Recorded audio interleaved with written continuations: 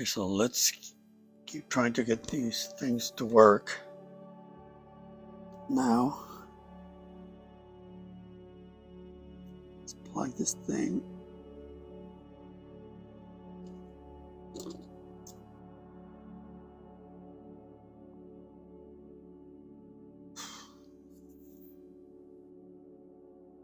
With the needle nose pliers, I want to make sure that these prongs are seated all the way to avoid any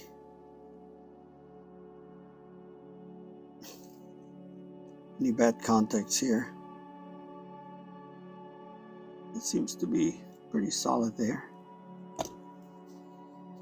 And I think I'm gonna also, just for added insurance, I'm gonna add a little bit of dielectric grease to the threads here. This is just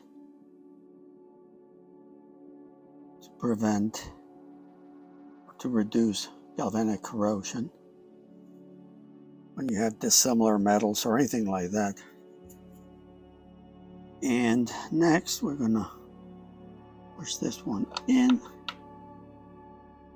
and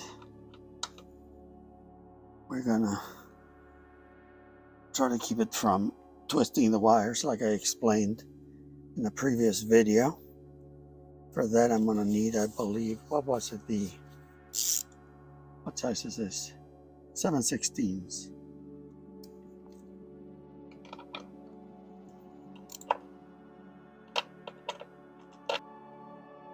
Good. So that is in, and here we have 3 wires: blue or light blue, white, and brown, just for the record.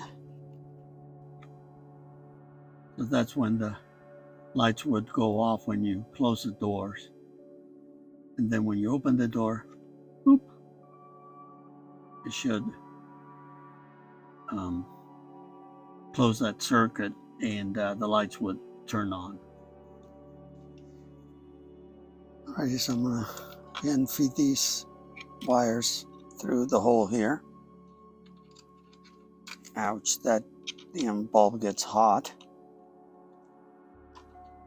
So here's the white one, and here's the other one.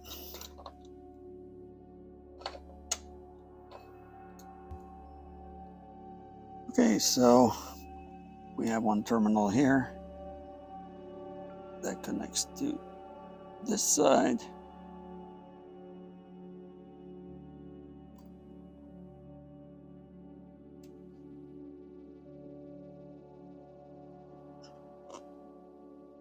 There. Then we have the blue terminal that is going to plug in right here. There. And then this is still nice and working properly. So let me, ouch, that damn bulb. That's why I like the LEDs. They don't get hot like that. So let's get this thing started.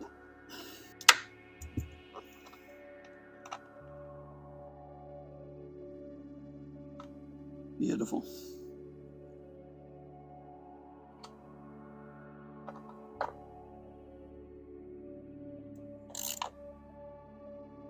That is snug. And this is working nicely. So I'll make sure that this operates properly when the door closes. Okay. So nothing's happening here as far as the courtesy lights working when they should. So next it's going to be checking all that wiring. I'm going to have to get a good wiring diagram, schematic, to see what the heck is going on. So that'll be next.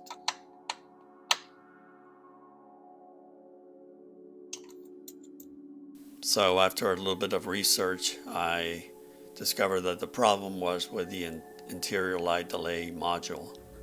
And this is the culprit. And that's what happens with these old electronics. Eventually they just give up the ghost. And you can buy the little board, but I didn't really want to spend $70 or $80 for something that really is of no use to me. So my idea was to just bypass the whole thing, jump those 2 white wires, and then I would have a system that works just like my '76 Corvette. I don't need the time delay. It's kind of silly.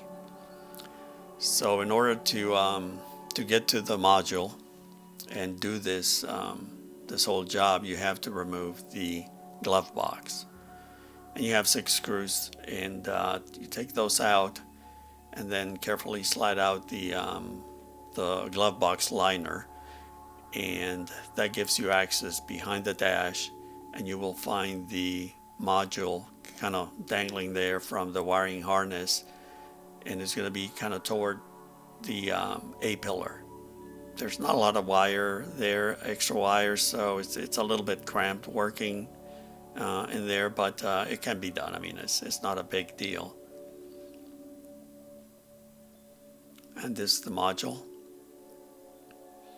and all you have to do is just lift one of the tabs on the side, and that allows you to unplug the module from the wiring harness.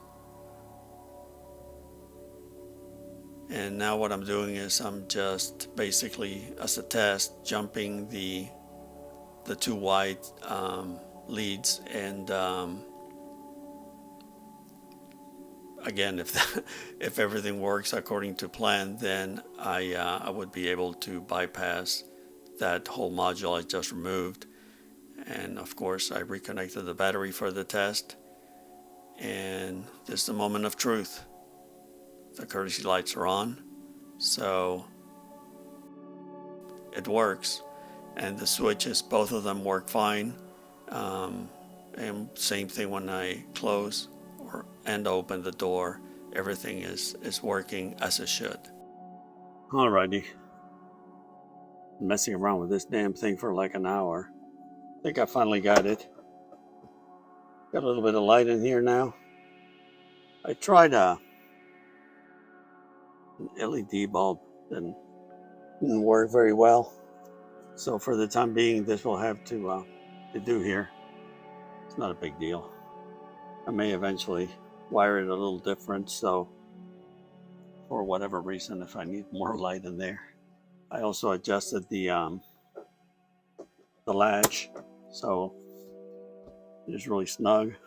These are now fully operational,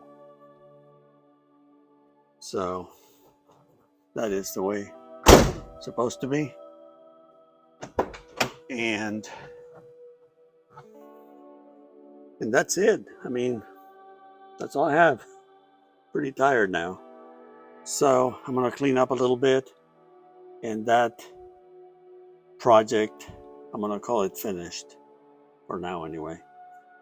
So again, if you're having a similar problem, 77 or 78 through 1982 with a time delay thingy, namely this thing, you can spend $70 or $80, whatever it is, and buy the card, and you can replace it. It's pretty straightforward. You just open this thing up, put a new card in there, and you would have that whatever 5-6 second delay after you close the door. They kind of dim by themselves and blah blah blah. I don't need that. So anyway, this is working fine as is, and I'm really happy with it.